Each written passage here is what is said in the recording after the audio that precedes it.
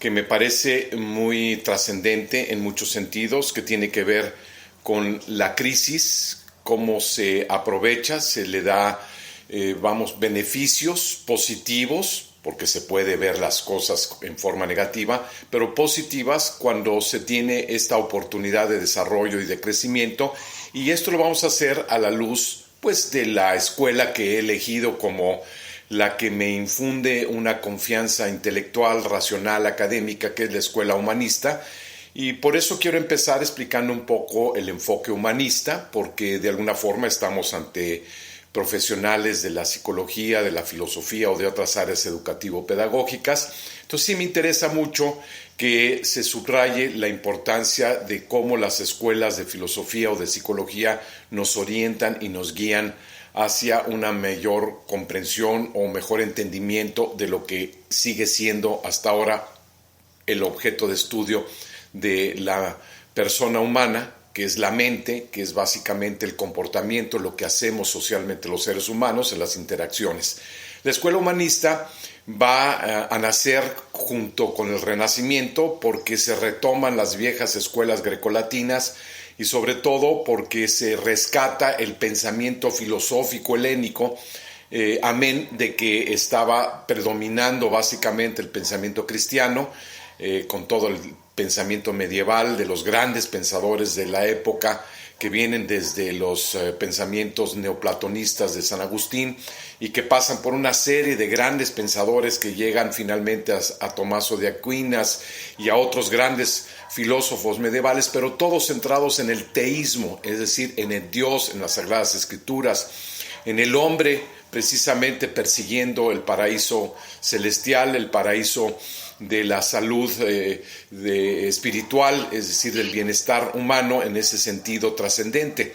Y la verdad es que finalmente el Renacimiento rescata al antropocentrismo, es decir, vamos a ocuparnos del hombre como tal, vamos a entenderlo como es, vamos a buscar qué es lo que le sucede, cuáles son sus preocupaciones, sus agobios, sus dificultades, cómo el hombre se desarrolla, cómo crece, cómo aprende, cuáles son los aspectos que lo hacen ser hombre de cultura, de ciencia, de arte, qué es lo que lo hace ser un ser más completo, más íntegro, que participe socialmente. Y todo esto pues hace que se desarrolle una escuela muy humanista.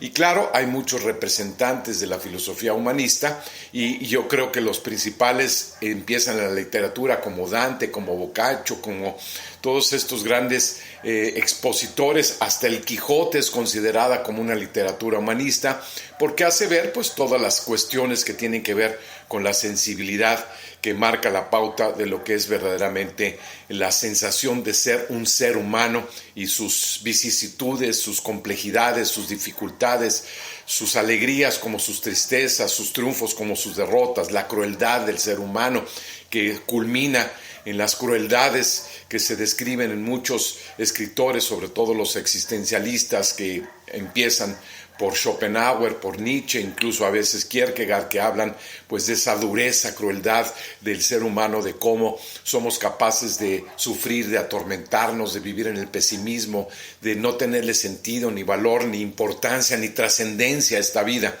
Entonces sí es muy importante comprender que vamos a estar hablando desde el humanismo. Psicólogos humanistas básicamente son Abraham Maslow, muy conocido por sus teorías de las necesidades y de las aspiracionales que vamos teniendo las personas, y también la de Carl Rogers, con su enfoque centrado en la persona, muy clásicamente reconsiderado. También está considerado como Eric Werner, Asayoli con su psicosíntesis, también Eric Fromm de alguna manera, por supuesto Frederick Perls, que es el fundador de la escuela de la Gestalt, y pues hay varias personas que se oponen con el humanismo a las teorías psicoanalistas que de alguna forma, aunque aportan mucho, de hecho hay psicoanálisis humanista, que, como es Eric Fromm, pero que de alguna manera se oponen al determinismo de las fuerzas intrapsíquicas, bioquímicas, biológicas, para darle poder y fuerza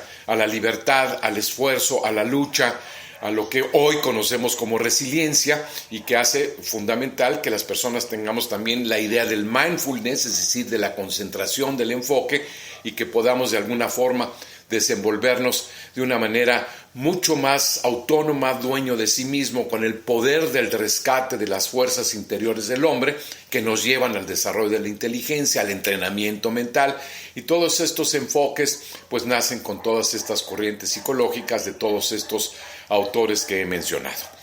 Bueno, pues con esto dejamos un poco el enfoque de lo que es la psicología, la filosofía humanista, y por eso es ubicarnos en qué plataforma estamos parados, qué escuela estoy tratando de exponer junto con ustedes para poder explicar el tema que nos ocupa el día de hoy, que son las crisis.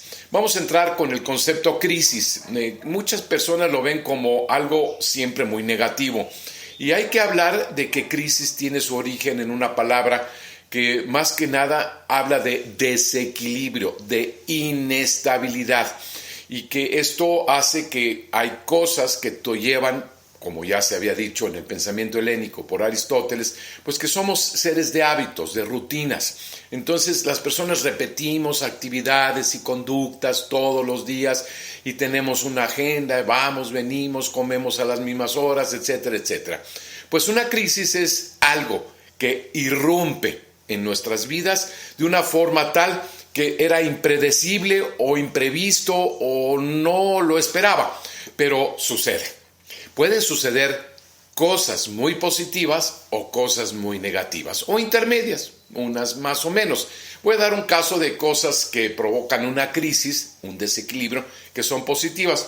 Por ejemplo, una chica que recibe ya la invitación formal de su novio para casarse. Entonces esto pues obviamente cambia la expectativa, cambia la rutina, cambia los hábitos y finalmente hay o puede haber una crisis de índole positiva, pero finalmente una crisis porque va a cambiar todo su estilo de vida, su modo de vivir, se va a independizar del núcleo familiar o del núcleo en el que vivía y va a pasar a formar una nueva familia. Eso podríamos considerarlo también una crisis. También vamos a decir que te ganas una rifa, te ganas la lotería y de repente tienes miles de millones de pesos y claro, eso también cambia tu estilo de vida, irrumpe una situación que no esperabas, ahora tienes mucho dinero y también puedes caer en una crisis. Es una situación que de alguna forma también está vinculada a un desbalance, a una irrupción, a una ruptura de tus hábitos. Evidentemente, desde el lado negativo, que es la que más conocemos, pues tiene que ver primero con fenómenos naturales, una inundación, un huracán, un terremoto, un fuego, en fin, un accidente automovilístico, una enfermedad, pues todas estas cuestiones obviamente van a causar también una crisis porque te desestabilizan, te desequilibran. Entonces, con esta introducción al tema de la crisis, vamos a ir comprendiendo que de alguna forma los hechos suceden. Igual inesperado que te ganes la lotería, pero igual inesperado un accidente o igual un terremoto al cual muchos ni siquiera podemos estar preparados, ni es predecible, aunque exista la tecnología progresiva que nos los puede ir anticipando. Pero en principio, las crisis son algo a lo que yo tengo que afrontar. Por eso o se convierte en un obstáculo o se convierte en un impedimento a nuestro desarrollo y a nuestro crecimiento.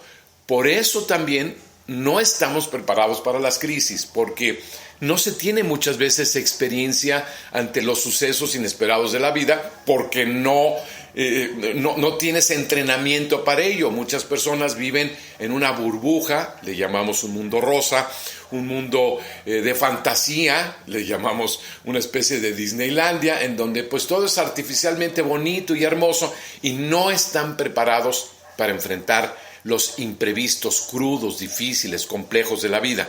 Y esto hace que de alguna manera pues las crisis se acentúen porque no tienes recursos, no tienes herramientas, no tienes la capacidad de resolver esos problemas porque no los entrenaste. De aquí que parto o inicio la buena noticia de que se entrena, es decir, por eso los humanistas estamos convencidos de que no hay determinismos, no son fuerzas que no estén a tu alcance, no es solamente algo que tú tengas que hacer consciente para que tú lo puedas resolver, sino que es algo que tú puedes practicar entrenando, que tienes la habilidad de irlo desarrollando y finalmente de poder adquirir una serie de recursos mentales, emocionales, conceptuales, cognitivos, que de alguna forma te vayan a ayudar a resolver o a enfrentar las crisis de la vida. Entonces, por eso la ligamos regularmente a que una crisis puede estar ligada a un ejercicio de crecimiento, de oportunidad para ser mejor persona. Y esto habla de que sí se puede también, bajo esta perspectiva, entrenar a las personas a que desde temprana edad, desde niños, puedan aprender a enfrentar las distintas variables que ya sabemos que existen en la vida. Por ejemplo, vamos a ayudar a los chicos a que aprendan a que los cambios de domicilios regularmente requieren un proceso de adaptación a las nuevas circunstancias. Y esto implica a que tengan dos procesos básicos. Uno, desprenderse de las amistades anteriores, dejarlos, aprender a separarse del afecto, del cariño de los amigos que deja para poder tener la confianza, la seguridad de que habrá nuevas amistades, nuevos afectos, nuevos entornos, nuevos ambientes. De aquí que las teorías que infunden mucho las filosofías asiáticas, sobre todo el budismo, de el desapego, que no tengamos esa adherencia dependiente, rígida, estricta a las cosas o a las personas, porque el miedo, el simple miedo a perderlas, ya nos pone en ansiedad, hasta nos puede generar estados críticos de temor frecuente hacia el perder o dejar aquello que ya tenemos. Que eso es muy frecuente también, que lo vemos muy constantemente en nuestra clínica. Entonces, sí es importante que se pueda entrenar a que un chico sepa que hay cambios sustanciales en la vida. El adolescente deja la infancia, el adolescente deja etapas previas, el adolescente también deja ciertas amistades, ciertos enfoques y le empiezan nuevas actitudes, nuevas situaciones, nuevos impulsos, nuevos deseos, nuevos afectos, nuevas maneras de vivir la vida, nuevas ideas, nuevos conceptos, y todos estos son cambios a lo que venía viviendo. Entonces también es importante que un adolescente sea entrenado en la resiliencia, ya veremos más este concepto, en la capacidad de transformarse, de sacar los recursos necesarios para entender que sí hay crisis en la adolescencia, porque es un cambio, no siempre negativo, pero es un cambio de la infancia a vivir incluso modificaciones en el cuerpo, en la presencia física, en la voz, en las actitudes, en los deseos, en los afectos, y todo esto, si no se le enseña, si no se le entrena, si no se le prepara, pues evidentemente se puede convertir en una crisis dolorosa, sufriente, negativa, tortuosa, tormentosa, que finalmente crea lo que conocemos también como crisis existenciales. Entonces, en la vida sí va a haber muchas crisis, como por ejemplo también los obstáculos, que suele ser como decisiones complejas. ¿Voy o no voy? ¿Cambio o no cambio? ¿Asisto o no asisto? ¿Termino esta relación? ¿La inicio esta relación? ¿Me separo de mis papás? ¿No me separo de mis papás? ¿Qué estudio? ¿Qué no estudio? ¿Qué trabajo? ¿En qué trabajo? ¿En qué voy a ganar dinero? ¿Qué profesión voy a tomar? Vaya, todas estas cuestiones pueden llevarnos a la incertidumbre, y la incertidumbre también es un contenido básico de las crisis, porque no sé a qué me puedan conducir, a qué me puedan llevar las nuevas decisiones que yo voy a tomar en mi vida. Entonces sí es muy importante que nosotros tengamos claridad en la trascendencia de lo que significa una crisis, que son cambios que se pueden entrenar, que de alguna forma se puede preparar uno a estar constantemente prediciendo. Por eso una de las definiciones que se han dado de psicología es el estudio de la conducta humana y su predicción, que de alguna forma nos puede anticipar qué puede venir en adelante acorde a lo que está sucediendo actualmente, que es la secuencia, la continuidad de tus hábitos, de tus costumbres, de tus formas de ser, de tu personalidad. Entonces sí hay manera de anticiparnos en cierta forma.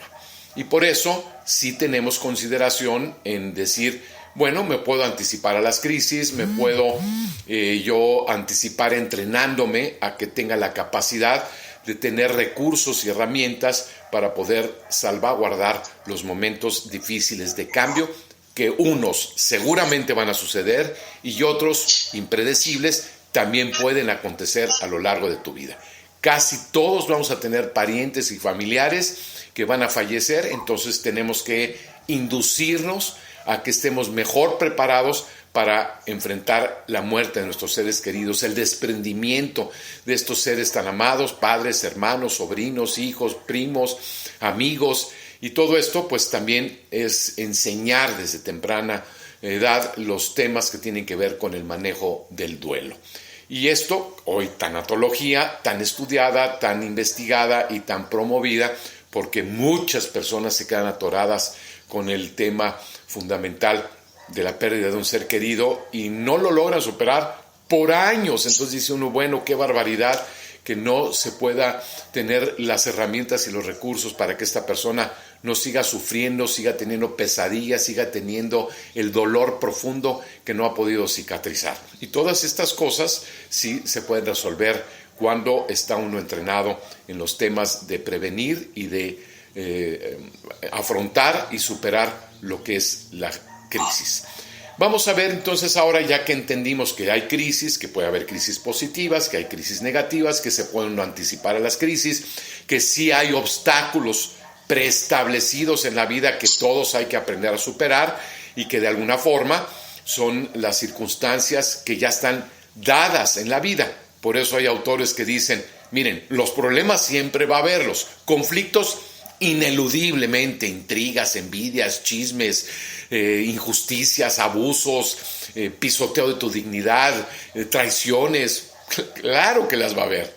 El tema es qué actitud has aprendido, qué recursos tienes para poder vivir esos conflictos y vivir esos problemas. Esa es la clave, digamos, que se puede obtener de todo este proceso de manejo de conflictos, de manejo de problemas, de situaciones de crisis. Es la actitud lo que cuenta cómo las vas a afrontar. Es la manera que tú has aprendido, la fortaleza, digamos, o en su caso la debilidad que tengas para afrontar las distintas dificultades que la vida misma nos está presentando. Entonces, con esto vamos a pasar ahora qué recomendamos o qué he observado que es recomendable para una oportunidad de crecimiento cuando hay una crisis. Es evidente que esta pandemia es una crisis por una temática de sanidad, de salud colectiva, globalizada, está en todo el mundo, en todo el planeta, y que de alguna forma no tenemos claridad, aunque ha avanzado. No es lo mismo haber tenido el coronavirus a principios de abril que tenerlo ahora a finales de septiembre. Por supuesto que ahora hay más recursos, más conocimiento, se tienen mejores maneras de afrontarlo, se han descubierto incluso recursos alternativos de medicina natural o de medicina alternativa para poderlo afrontar. Pero de todas maneras es una auténtica y verdadera crisis sanitaria, que ha ocasionado a su vez una crisis económica, una crisis laboral, que ha hecho modificaciones sustanciales en los sistemas educativos, en los sistemas laborales, que ha hecho modificaciones en el estilo de vida de muchas personas que tenían hábitos muy sistemáticamente estructurados y que los han tenido que cambiar, como quedarse en casa, estar confinado, cosa que en este mundo del siglo XXI ni que se nos hubiera ocurrido hace tiempo que íbamos a estar confinados por semanas, a veces por meses, para algunos, en pequeños departamentos de 80, de 100 metros cuadrados, en un edificio de 15 pisos donde solamente hay un par de elevadores.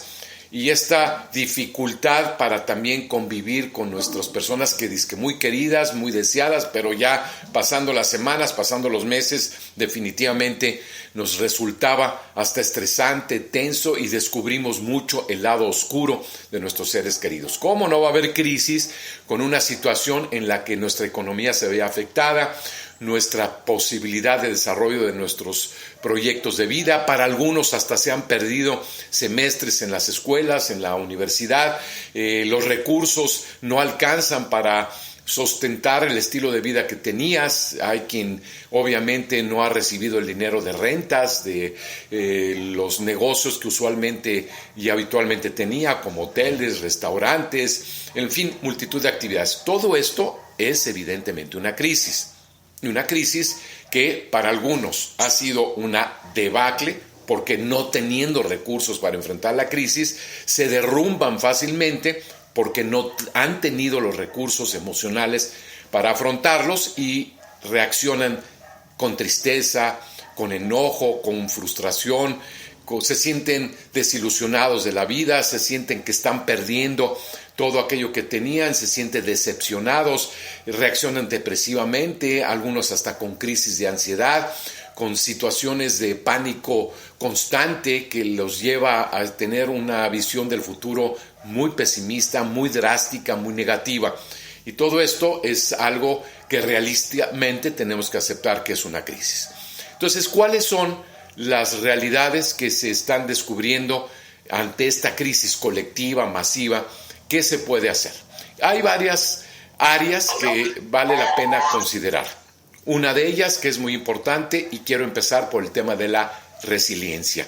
La resiliencia, que es todo un enfoque, aunque es una palabra muy elegante, muy bonita, suena muy impactante, pero en pocas palabras quiere decir que seamos capaces de transformar de un hecho negativo, pasarlo a un hecho positivo, de una experiencia que puede ser fatal en muchos sentidos, una enfermedad que provocada por algo que te va a impedir movilidad física o que te vaya a impedir continuar con tus actividades. Y se ha visto a lo largo de la historia como muchas personas en estados de enfermedad grave, crónica, heridos en el campo de batalla o estar en una enfermedad que los ha paralizado parcialmente, han resultado ser personas extremadamente positivas.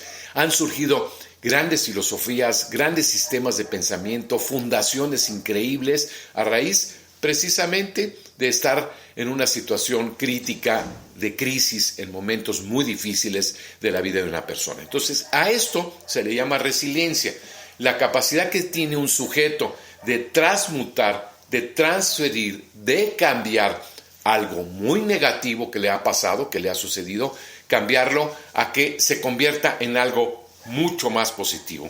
Es decir, interviene la creatividad, interviene el no quedarse atorado en el no puedo, no lo voy a lograr, esto es fatal para mí, así ya no quiero vivir, que es ideas suicidas, no me parece justo, voy a hacerme la víctima, voy a estar sufriendo de aquí en adelante, no quiero ni salir porque no quiero que me vean así, no quiero enfrentar los problemas que se vienen y se avecinan. Todo esto, si te quedas atorado ahí, no haces el movimiento que promueve la resiliencia, que es el movimiento de no te quedes en lo negativo, transmútalo a lo positivo y trata evidentemente de luchar a que salga algo nuevo de ti. Y este recurso pues necesita de la creatividad. Entonces, mucho de lo primero que hay que hacer en las crisis es ubícate. Si estás en una crisis, si estás en un problema, si hay dificultades, no cabe duda, está difícil incluso, pero ten en cuenta algo.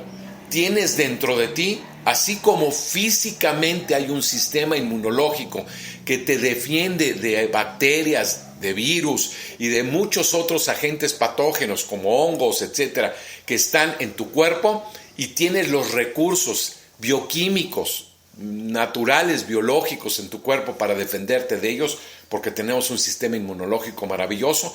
También existe un sistema inmunológico mental, que es esa voz interna que te motiva, que te orienta, que narra tu vida de una forma o de otra.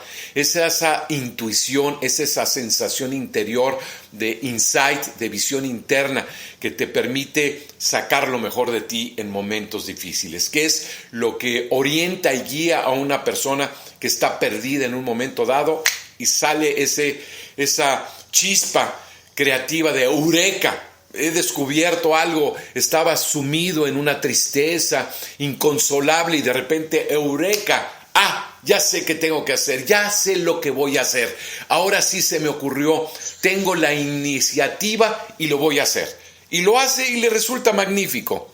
Ese es ese sistema inmunológico, si me permiten esta analogía, con las cuestiones internas de nuestra mente. Y eso es a lo que pretendemos siempre exhortar con la resiliencia, a sacar tu poder interno, a extraer de tu mundo interior las cosas que verdaderamente pueden ayudarte a salir adelante. Esto no puede ser sin tu fuerza de voluntad, sin tu conciencia, sin tu decisión, porque ante todo, en la escuela humanista, consideramos muy importante la libertad. No nos quedamos con los brazos cruzados. Tú tienes que hacer un esfuerzo. Tú tienes que poner de tu parte. Tú tienes que cambiar tus ideas. Por eso también los humanistas tenemos mucho de la escuela cognitivo-conductual, es decir, pensamos las cosas, las entendemos las cosas, las analizamos por muchos puntos de vista, pero a la acción, al cambio de conducta. No nos quedamos especulando y solamente en el pensamiento. Nos interesa que lo practiques, que lo apliques, que lo vayas y que lo hagas, y de inmediato, lo más que puedas. Esto es resiliencia, esto es creatividad, esto es acción. Es no te quedes con los brazos cruzados procrastinando, es decir, dejando para el futuro, para el mañana, cosas que hoy puedes perfectamente iniciar a hacer. Y eso es resiliencia. Entonces, una crisis, lo primero que hay que hacer es ser resiliente, es decir, transmutar lo que aparentemente es muy negativo, desastroso, pesimista, soy una víctima, esto parece imposible, no voy a poder salir de ello, a decir, sí lo voy a lograr, claro que puedo, tengo la capacidad, voy a darme la oportunidad, voy a intentarlo, voy a hacer lo posible, lo que está a mi alcance, voy a pedir ayuda. Claro que me voy a acercar a las personas que me puedan motivar a salir adelante. Por supuesto que lo voy a intentar. Voy a revisar qué cosas me han sucedido en el pasado y que he salido adelante. ¿Qué es lo que otros saben que me puedan enseñar y transmitir para yo también darme la oportunidad de ser mejor persona? Entonces, y de resolver y de superar esta situación. Entonces, sí es muy importante que de alguna manera tomemos en cuenta que la resiliencia es un recurso, es una herramienta que tiene su cuerpo teórico, que tiene sus conceptos, que tiene su escuela, pero que de alguna manera es una serie también de herramientas que nos ayudan a transmutar, a cambiar aquello que parece muy negativo, propio de una crisis, y poderlo cambiar a algo que resulte mucho más positivo y que le dé esperanza a tu vida, que le pueda dar nuevas ilusiones, una nueva visión, que tengas un cambio de mejora positiva. Otro de los aspectos, además de la resiliencia, que vale la pena mucho creer en ti, es tan importante tener fe en uno mismo, es tan sustancial decir, es que tengo autoestima, veo lo que tengo, no estoy sufriendo por lo que carezco, por lo que ya no tengo. Entonces esto de la autoestima nos lleva a valorar las cosas como soy y aceptarlas, porque bueno, ya, no tengo por qué estarme negando, resistiendo, reprimiendo el hecho de que, pues ya sucedió, ya pasó, ya estoy así, ya me enfermé, ya quedé lesionado, ya perdí mi dinero, perdí mi negocio, yo lo acepto, ya, ¿qué voy a hacer? Eso es lo que importa. Voy a tener confianza en mí, voy a tratar verdaderamente de, al aceptarlo, confiar y creer en mí. Y esto es tener fe. Fidelis quiere decir dar testimonio de que soy capaz de creer en quién soy y en lo que soy. Por eso un hombre de fe es quien da testimonio de aquello que cree, de su credo, de su religión, de sus convicciones filosóficas, ideológicas, si ustedes gustan. Doy testimonio de ello ¿en qué? En acciones, en hechos, en rituales, en conductas sociales. Doy testimonio de caridad, por ejemplo. Eso es tener fe y eso es dar testimonio de aquellas convicciones que tienes. Pero necesitas ser una persona convencido contigo mismo, tener la confianza de quién eres y de lo que eres capaz de hacer con aquello que tú tienes como recursos personales. Por eso, ese es otro de los recursos. Ser resiliente, pero también tener fe en ti, creer en ti, confiar en ti. Vamos a pasar a otra propuesta de cómo enfrentar y superar las crisis. Sin duda alguna, va implícito en las dos anteriores, es el miedo. Hay 4 emociones que son verdaderamente negativas en el ser humano. Y las 2 primeras que voy a mencionar son muy comunes y muy desastrosas. Enojarse y tener miedo. El enojo es una de las reacciones humanas más impulsivamente destructivas, porque ni resuelves nada, acelera las cosas, obnubilas, es decir, oscureces tu mente, la trastornas porque te alteras tanto y porque te enojas que no vas a resolver las cosas con la claridad que puedes tener, por la capacidad que puedes tener cuando estás en reposo, cuando estás relajado, cuando estás bajo control de ti mismo. Entonces, el enojo es una de las peores emociones negativas. No se puede actuar con enojo, no se debe de actuar con enojo, porque el enojo, además, en las relaciones humanas, pues produce una agresión, un malestar, una animadversión, una situación crítica, muchas veces de violencia, de conflicto entre 2 personas o en un grupo social. El enojo no es el recurso ideal. ¿Cuál es el recurso? Pues es obviamente la tranquilidad, el reposo, el relajamiento, el decir, yo lo entiendo, me molesta, me irrita, ¿sí? Pero me controlo. No te voy a tratar de controlar a ti ni a los demás. Me controlo a mí mismo. No dejo que el enojo sobresalga, se subraye, se matice mis pensamientos, mis acciones, porque el enojo me lleva, ya dijimos, a la agresión, pero también al resentimiento, a la venganza, al desquite, a tratar de lastimar a los demás por lo que me hicieron, a jugar papeles de víctima, a papeles negativos en todo lo que significa las relaciones humanas, porque hasta malos pensamientos acabas teniendo de las personas que según tú te hicieron enojar. Entonces, por eso el enojo no es nada recomendable. Pero el miedo nos hace que seamos personas que definitivamente nos sintamos hasta paralizados, tan agobiados que no sabemos ni qué hacer.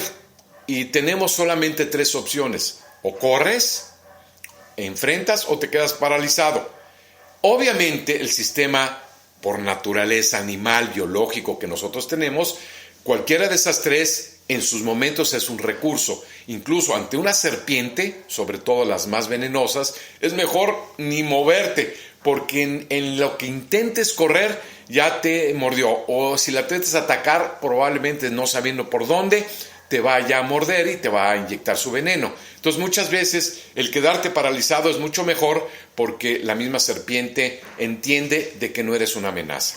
Pero en muchas conductas, a veces correr es lo correcto. Oye, se va a caer, está un incendio, más vale que corras, o está subiendo el nivel del agua, córrele.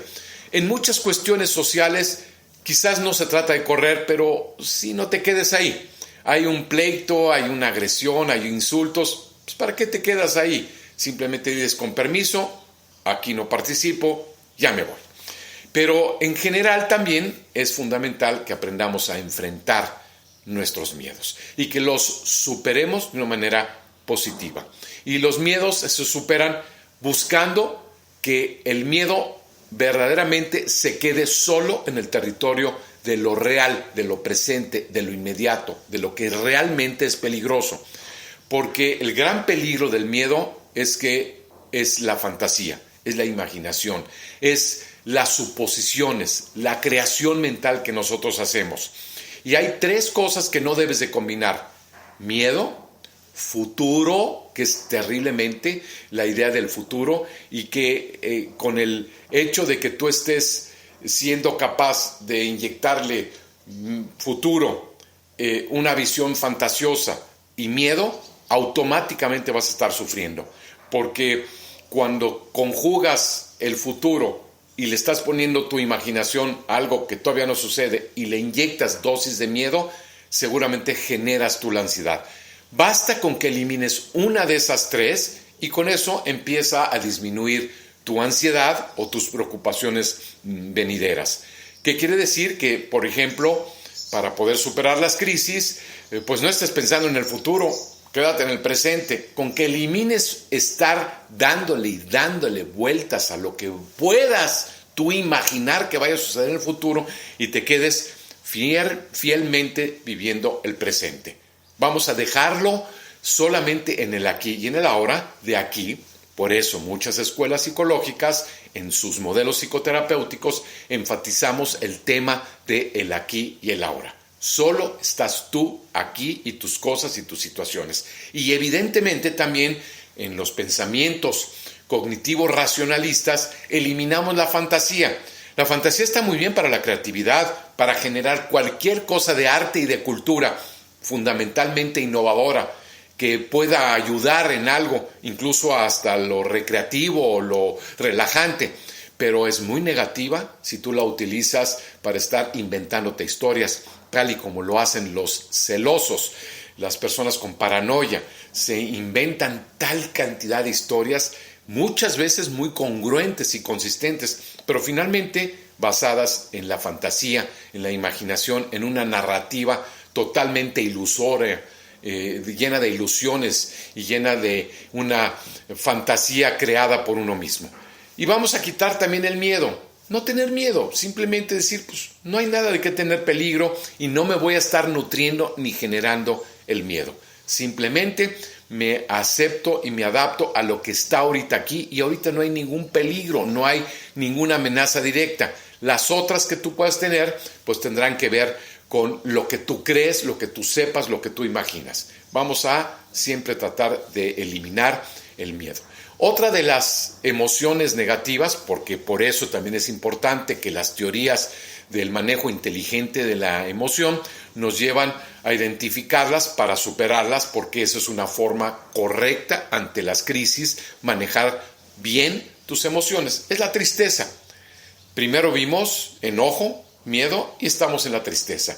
La tristeza nos lleva regularmente a que sea una reacción ante los problemas de la vida, cayéndonos, sintiendo que no puedo hacer nada, llorando. Está bien como mecanismo de purificación emocional, como suele ser muy práctico en multitud de mujeres, que también muchos hombres lloramos, sin duda alguna, pero que finalmente sea temporal, sea simplemente una reacción espontánea y momentánea. También podemos llorar de alegría, pero finalmente no dejar que la tristeza siga creciendo porque se convierte en depresión y al estar deprimido menos vas a poder resolver los problemas de la vida. Entonces la tristeza, su opuesto es la alegría y que muchos consideramos que una de las cosas fundamentales para enfrentar las crisis pues es el buen humor. Y el buen humor pues es esa actitud de está bien, ya acepté, no hay nada que hacer, reconozco que las cosas están así, pues voy a darle mi mejor cara a las cosas de la vida. Las dificultades se las voy a enfrentar con mi mejor modo, mi mejor estilo, la mejor parte de mi actitud, de mi comportamiento, de mi inteligencia, con los recursos que tenga, pero lo voy a hacer de la mejor manera posible. Le voy a dar mi mejor cara a esta situación. Y por eso, si bien no es que estés riéndote, ni burlándote, ni haciendo sarcasmos, ni ironías, pero sí mejor humor ante los problemas de la vida. No quiere decir que en un duelo voy a estar contento, pero le voy a dar mi mejor actitud y mi mejor cara a las cosas que están sucediendo y voy a tratar de tener la mejor manera positiva de afrontarlos, generándome yo a mí mismo un humor mucho más entusiasta, mucho más positivo. De aquí que también exhortar el apasionamiento en la vida, pues nos va a dar mejores dividendos, mejores resultados y me va a traer pues una actitud mucho más alegre y mucho más positiva en la vida. La última emoción, hay muchas más emociones, pero las básicas que al menos reconozco como las que son identificables como muy importantes es la incertidumbre. De hecho, iniciamos agregándole que las crisis crean incertidumbre porque como estabas habituado a una rutina, a una agenda de vida y la irrupción de lo inesperado llega y te modifica el estilo de vida que estabas teniendo, pues tienes que encontrarle una solución nueva a estos problemas. Y esto nos genera incertidumbre, es decir, no sabes qué va a pasar y entonces en base a que no sabes qué va a pasar, no tomas tampoco decisiones. Y aquí la solución es siempre tomar decisiones, porque la duda es algo que perjudica enormemente los estados emocionales. Confunde tanto que hace verdaderamente imposible que una persona en estado de enojo, con miedo, con tristeza y con incertidumbre, definitivamente es muy difícil tomar decisiones. Vamos entonces comprendiendo la trascendencia de lo que significa tener un buen manejo de la certidumbre, que es algo que de alguna manera nos va a dar confianza, que ya dijimos que es otra de las características esenciales para afrontar las crisis, porque nos van a permitir en todo momento estar mucho más cierto. Entonces, una persona que está en crisis hay que sacarla inmediatamente de su comportamiento de duda, de confusión y entrar directamente a la confianza en sí mismo para que tome una decisión y pueda finalmente salir adelante con mayor certeza de aquello que está haciendo. Bueno, pues yo creo que con estos elementos que hemos visto y con toda la revisión que hemos hecho también de las escuelas psicológico-filosóficas humanistas, lo que significa una crisis, lo que significan los recursos y las oportunidades que nos da la vida para crecer, pues por eso hemos visto estas opciones que nos puedan dar la confianza de poder salir de una crisis. Y finalmente, con esto quiero terminar. Yo sí creo que es importante que una persona tenga una filosofía de vida, que tenga una religión, si ustedes gustan, o por lo menos una espiritualidad que le dé una mayor tranquilidad interior, que no esté con preocupaciones a los temas básicos de la vida, como es la muerte, como es el sentido de la vida, como es si es posible o no vivir la felicidad, como valorar mucho más el contexto de la amistad, de las relaciones humanas, el tener capacidad de sobreponerse a los conflictos que ocasiona la sensación o el miedo a la soledad, o a los divorcios, o a la pérdida de un ser querido, o a las crisis económicas. Entonces, una filosofía de vida, una religión, sobre todo bien organizada, bien estructurada, una espiritualidad mucho más sustanciosa, como pueden ser, por ejemplo, las filosofías orientales, que muchas no son religiones, como el budismo, pero que es una filosofía de vida con ciertos conceptos y con una organización que nos permite estar mucho más estructurados y mejor orientados. Entonces, por esto es importante y es recomendable que las personas no se queden con un vacío existencial en donde no tengan respuestas a muchas de las preguntas esenciales y más importantes de la vida. Es una exhortación a que vamos a todos a darle espacio a que estos aspectos de la vida nos den esperanza, nos den ilusión, nos den confianza, seamos capaces de creer más en la vida, en la naturaleza, en la sociedad, en el mundo de la comunidad, de los seres humanos, creer en la familia, creer en el afecto, creer en el cariño.